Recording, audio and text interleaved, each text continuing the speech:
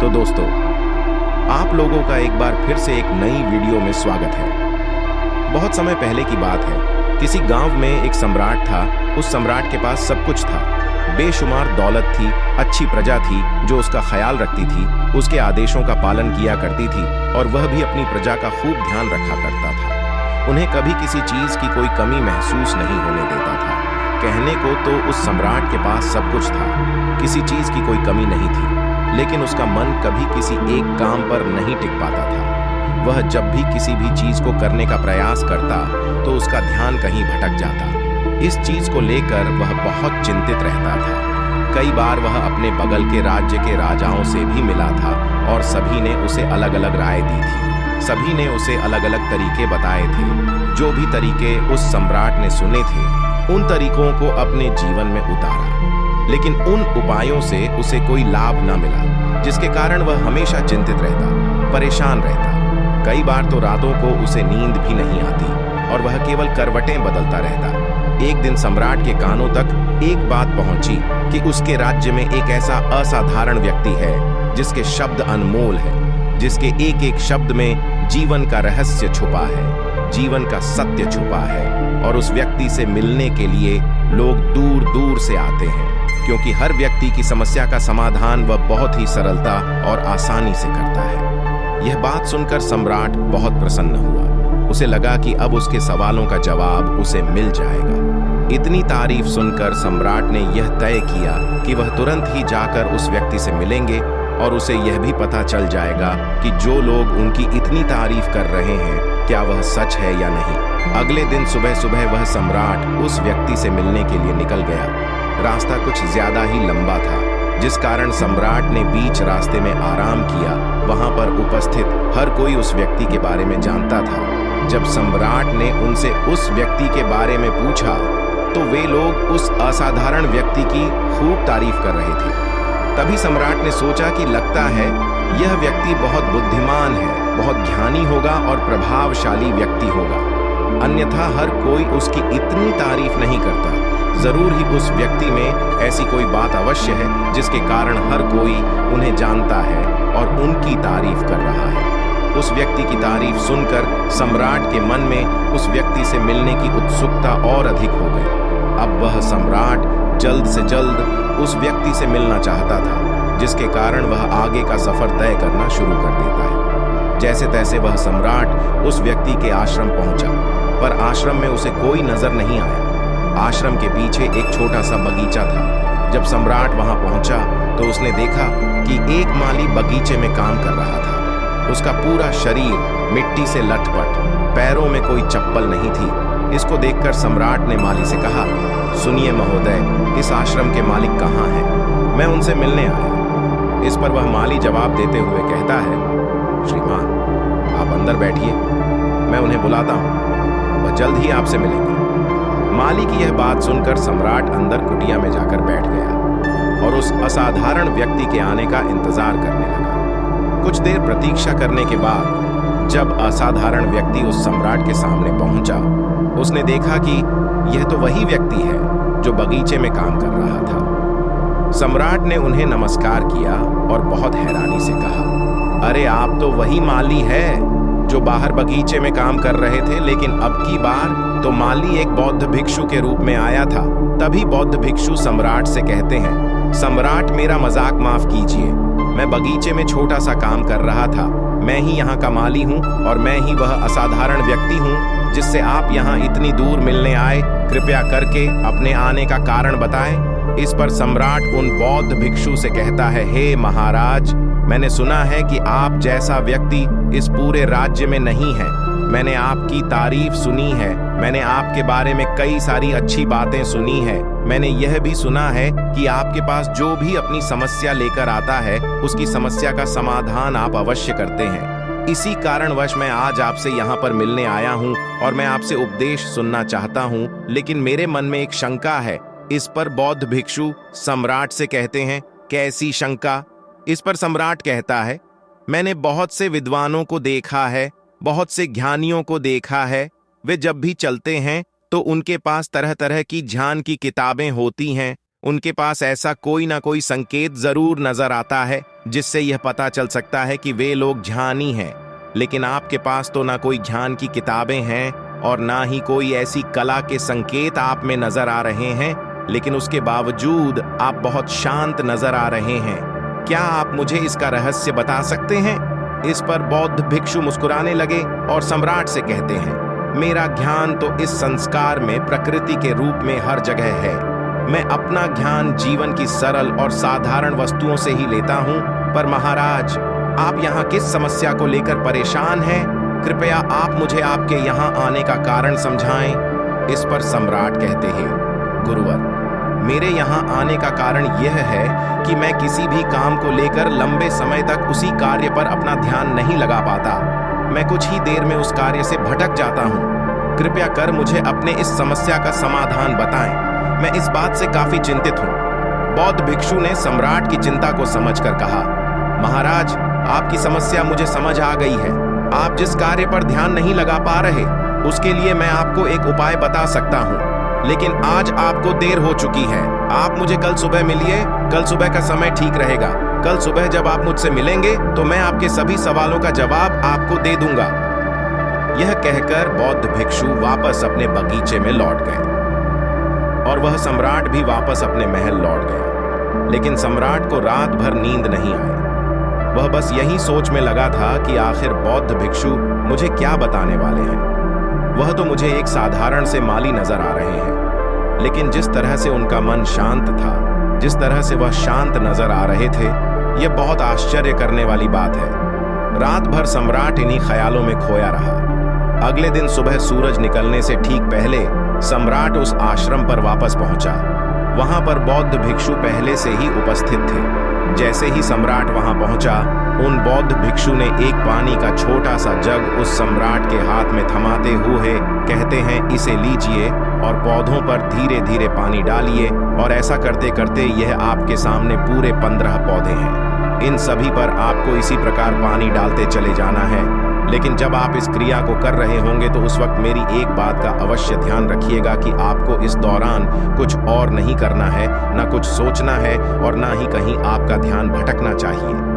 आप जब इन पौधों को पानी दे रहे होंगे तो आपका पूरा ध्यान केवल इन पौधों पर ही होना चाहिए।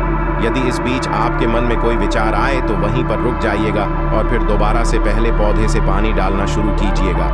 और जब आप मेरी बात मानकर ठीक इसी प्रकार इन सभी 15 पौधों को पानी दे देंगे, तब आप मेरे पास आइएगा और मैं आपके सभी सवालों का जवाब आपको दे दूंगा। उस सम्राट ने आज तक ऐसा कोई काम नहीं किया था और सम्राट को यह काम बहुत छोटा सा लग रहा था। सम्राट पहली बार ऐसा कोई काम करने जा रहा था। उस पानी के जग से पहले पौधे पर बहुत ही ध्यानपूर्वक पानी दिया और फिर दूसरे पौधे की ओर आगे गया। दूसरे पौधे पर भी उसने ध्यानपूर्वक पानी दिया। फिर उसने तीसरे पौधे पर पानी देना शुरू किया ही था कि उसके मन में तरह तरह के विचार उत्पन्न होने लगे। उसे अपने महल का बगीचा याद आने लगा, जहां पर तरह तरह के फूल थे, तरह तरह के पौधे लगे हुए थे। तभी अचानक उस सम्राट को उन बौद्ध भिक्षु की बात याद आ गई। यदि मन में कोई भी विचार उत्पन्न हो तो उसे फिर से पहले पौधे से पानी देना शुरू करना होगा। तुरंत ही पहले पौधे के पास वापस पहुंचा और उसने फिर से पहले पौधे को पानी दिया। दूसरे पौधे को उसने फिर से ध्यानपूर्वक पानी दिया। जैसे ही वह तीसरे पौधे पर पहुंचा, उसके मन में फिर से कई तरह के विचार उत्पन्न होने लगे। अब की बार वह यह सोच रहा था, पता नहीं मेरे बिना मेरे साम्राज्य में क्या हो रहा होगा। और अब की बार सम्राट को बहुत क्रोध आने लगा। उसने सोचा कि आखिर में यह छोटा सा कार्य क्यों नहीं कर पा रहा हूँ। वह तुरंत ही फिर से पहले पौधे के पास पहुंचा। उसने अब की बार बहुत ध्यानपूर्वक पहले पौधे को पानी दिया, दूसरे पौधे को भी ध्यानपूर्वक पानी दिया। ऐसे करते करते अब की बार सम्राट करीबन 5 पौधों में बहुत ही ध्यान पानी दे चुका था। लेकिन अब की बार जैसे ही उसने छठे पौधे पर पानी देना शुरू किया, उस पानी को देखकर सम्राट के मन में नदी के विचार उत्पन्न होने लगे और सम्राट अब बहुत परेशान हो चुका था। जितनी बार वह पौधों को पानी देने का प्रयास करता है, हर बार वह असफल हो जाता। उसका मन उतना ही ज्यादा व्याकुल होता जाता और वह खुद पर क्रोधित हो जाता है। सम्राट यह बात बहुत अच्छी तरह से जानता था कि वह भिक्षु उसकी परीक्षा ले रहे हैं। वह बहुत बुद्धिमान था। इस कारण उसने उन बौद्ध भिक्षु के सभी नियमों का पालन करना जरूरी समझा। सम्राट जितनी बार भी कोशिश करता है, हर बार वह असफल हो जाता। उसका मन उतना ही ज्यादा व्याकुल होता जाता है, हमेशा खुद को किसी न किसी विचार में उलझा हुआ पाता। ऐसे ही करते करते सुबह से शाम का वक्त हो चुका था, लेकिन अब तक वह सम्राट पूरे 15 पौधों में पानी नहीं दे पाया था। जब बौद्ध भिक्षु लौटकर शाम को वापस आश्रम लौटे तो उन्होंने देखा कि वह सम्राट थक हार कर बैठा हुआ है और तरह तरह की बातों में उलझा हुआ है। तभी बौद्ध भिक्षु सम्राट के पास पहुंचे और कहने लगे, हे सम्राट, मैं तुम्हारी ईमानदारी से बहुत खुश हूँ। तुमने अपने कार्य को पूरे मन और लगन के साथ करने का पूरा प्रयास किया, इसलिए जो बात मैं तुम्हें बताने जा रहा हूँ उसे बहुत ही ध्यानपूर्वक सुनना और समझने का प्रयास करना। जब हमारा मन विचारों से खाली हो जाता है, तब उसमें मन का असली स्वरूप नजर आता है। तब साधारण से साधारण सा काम भी हमें ज्ञान और शांति देता है। इस पर सम्राट उन बौद्ध भिक्षु से कहता है, हे महाराज, पर यह कैसे संभव है? मैं तो जब भी कोई कार्य करता हूँ तो मन में कई तरह के विचार उत्पन्न होते हैं और मैं उन विचारों में फंस कर रह जाता हूँ और वहां से बाहर निकलने का कोई रास्ता मुझे नजर नहीं आता। तभी बौद्ध भिक्षु मुस्कुराने लगे और सम्राट से कहते हैं, हे सम्राट, तुम पौधों में पानी नहीं डाल रहे थे, तुम तो जल्दी जल्दी अपने इस कार्य को बस खत्म करना चाहते थे। तुम्हारे मन में तो यह विचार उत्पन्न हो रहा था कि तुम जल्दी से जल्दी इन 15 पौधों में पानी दे दो और उसके बाद तुम मुझसे मिल सको, मुझसे अपने प्रश्नों का उत्तर जान सको। किसी कारणवश यह कार्य तुम्हें बोझ सा प्रतीत हो रहा था, मानो मैंने तुम्हारे कंधों पर एक बोझ रख दिया हो, और यही कारण है कि तुम अपने आप को इस पल में रोक नहीं पाए। जब हमारे सामने रखा हुआ कार्य बोझ लगता है तो हम उसे बस जैसे तैसे खत्म करना चाहते हैं और उस काम को करते समय हम अपना पूरा ध्यान उस कार्य पर नहीं दे पाते। किंतु अगर तुम इस पल के महत्व को समझ पाते, इसके महत्व को महत्व दे पाते और केवल पौधों और पानी पर ध्यान देते, तो तुम्हें कोई भी विचार परेशान नहीं कर पाते। इस पर सम्राट कहता है, हे महाराज, मुझे आपकी यह बात समझ में आ रही है कि मैं जल्दी जल्दी इस कार्य को खत्म करके आपसे मिलना चाहता था, जिस कारण मेरा मन इस कार्य में पूरी तरह से नहीं लग सका। लेकिन यह एक पल है जो हम जी रहे हैं, उस पल में रहना बहुत कठिन है। क्या मुझे इसके लिए कोई तपस्या या तप करना होगा? इस पर बौद्ध भिक्षु एक बार फिर मुस्कुराने लगे और सम्राट से कहते हैं, जिस शांत मन की तलाश तुम कर रहे हो, वह शांत मन तो पहले से ही मौजूद है, वह तो पहले से ही तुम्हारे भीतर है। इसके लिए तुम्हें कहीं भी जाने की कोई आवश्यकता नहीं है और ना ही तुम्हें कहीं शांत जगह जाने की आवश्यकता है। इसके लिए कुछ जरूरी है तो वह है अपनी सांसों पर ध्यान देना। इसलिए अपनी सांसों पर ध्यान देना सीखो। हम किस तरह से सांसें ले रहे हैं और किस तरह से त्याग रहे हैं, इस बात को देखने और समझने का प्रयास करें, तब तुम्हें यह समझ में आ जाएगा कि तुम्हारा शांत मन तो तुम्हारी सांसों के साथ ही बना हुआ है। उसके बाद तुम चाहो तो कोई भी कार्य करते वक्त भी अपनी सांसों पर ध्यान दे सकते हो। जब तुम कहीं चल रहे हो, कोई ऐसा कार्य कर रहे हो, तो तुम्हें अपनी सांसों पर ध्यान देना चाहिए, या कोई भी ऐसी क्रिया जो तुम्हें वर्तमान से बांधे रखें। इसका एक और तरीका है, 2-4 मिनट अपने आसपास की प्रकृति पर गौर करो। देखो कि क्या चल रहा है तुम्हारे आसपास, इससे तुम वर्तमान में आ जाओगे। फिर तुम अपने कार्य को जल्दी जल्दी बस यूं ही खत्म नहीं करके उसे पूरे मन से करने का प्रयास करोगे, जिससे तुम्हारा मन एकाग्र होगा। और जब तुम्हारा मन एकाग्र होगा तो तुम चाहे कोई भी कार्य क्यों ना करो, फिर चाहे वह छोटा हो या बड़ा, तुम्हारा मन उसमें पूरी तरह से विलीन हो जाएगा और वह कार्य ही तुम्हें शांति और ज्ञान भी प्रदान करेगा। ऐसे समय पर हमारे मन में किसी प्रकार के कोई विचार उत्पन्न नहीं हो पाते, और जब हम ऐसा करते हैं तो कर्ता और कर्म एक हो जाते हैं और हमारे भीतर की जो शांति है वह प्रकट होने लगती है। हम उसमें मग्न हो जाते हैं। इसे तुम चाहे तो आनंद कह सकते हो या फिर वर्तमान में जीना कह सकते हो, और यह अवस्था सरलता से प्राप्त भी कर सकते हो। बस तुम्हें केवल अभ्यास करना होगा। बौद्ध भिक्षु सम्राट से कहते हैं, जो मन मुश्किलों में शांत रहता है, मुश्किलों से भागता नहीं है, केवल सचेत रहता है, वह मन हर परेशानी को पार कर सकता है, हर दुविधा से बाहर निकल सकता है। सम्राट को उन बौद्ध भिक्षु की यह सारी बातें समझ में आ चुकी थी। उसने उन बौद्ध भिक्षु को प्रणाम किया और वहां से वापस वह अपने राजमहल लौट आया।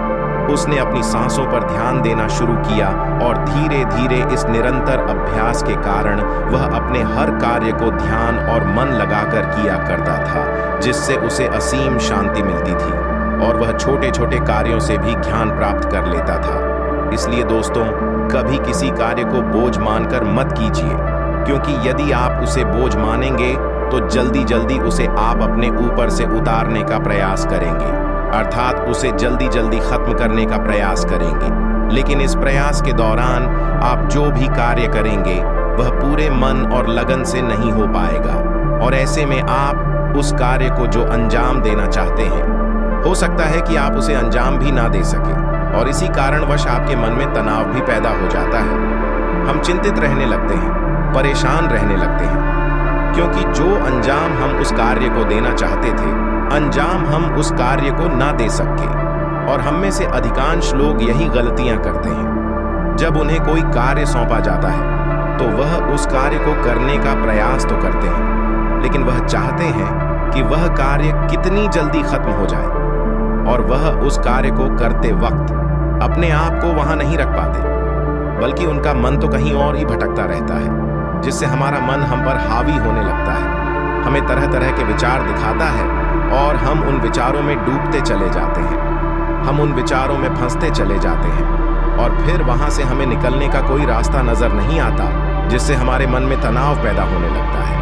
हम बहुत परेशान रहने लगते हैं, हम चाहकर भी किसी कार्य को नहीं कर पाते, और जो कार्य हमें वर्तमान की ओर ले जा सकता था, उस दरवाजे को हम खुद ही बंद कर देते हैं, क्योंकि वह कार्य हमें बोझ लगने लगता है। इसलिए जब भी आप कोई कार्य शुरू करना चाहते हैं तो उससे पहले अपना पूरा ध्यान अपनी सांसों पर केंद्रित करें, और फिर आप चाहे तो अपने काम के दौरान भी अपनी सांसों पर अपना ध्यान लगाए रख सकते हैं, और यही सांसों का जो ध्यान है ये आपके काम के ध्यान में परिवर्तित हो जाएगा, और इस कार्य में जो भी कठिनाइयां उत्पन्न हो रही हैं उसे आप पल भर में सुलझा देंगे, फिर चाहे कैसी भी विपरीत परिस्थितियां आपके सामने क्यों ना आ जाएं, आप उस कार्य को पूरे मन और लगन के साथ पूरा करके ही रहेंगे। तो दोस्तों, आपको वीडियो अच्छी लगी तो वीडियो को लाइक और सब्सक्राइब करें। धन्यवाद।